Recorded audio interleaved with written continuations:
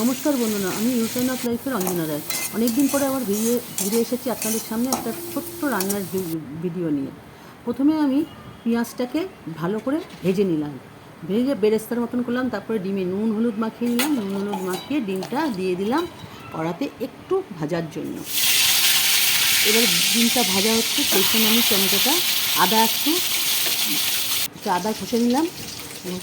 এই রেসিপিটা কিন্তু রসুন ছাড়া, আদা আর কাঁচা লঙ্কাটা তেলের মধ্যে দিয়ে দিলাম। তেলের মধ্যে ভাজা হচ্ছে, সেই সময় আমি দিলাম টমেটো, যেটা পিউরিটা বের করে রেখেছিলাম। টমেটো পিউরিটা দিয়ে দিলাম। এবার টমেটো পিউরিটা ভালো করে কষে তেল ছাড়তার সময় আমি ডিমগুলো দিয়ে দিলাম।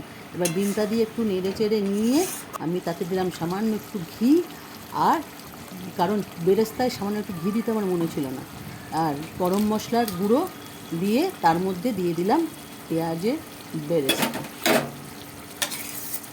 এবার ভালো করে পেঁয়াজের বেরেস্তা দিয়ে ডিমটাকে ভালো করে নেড়ে চেড়ে নামিয়ে নিলাম।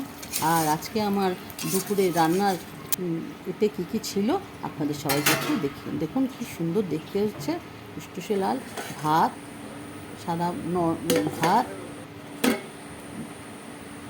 রাঁধুনি ফোড়ন দিয়ে মুসুরির ডাল, আর প্লেন নুন হলুদ সামান্য চিনি দিয়ে মাখানো আলুর একটা ছেঁচকি, সাথে এই লাল লাল সুন্দর একটা ডিমের কারি, যা বেশ লোভনীয়।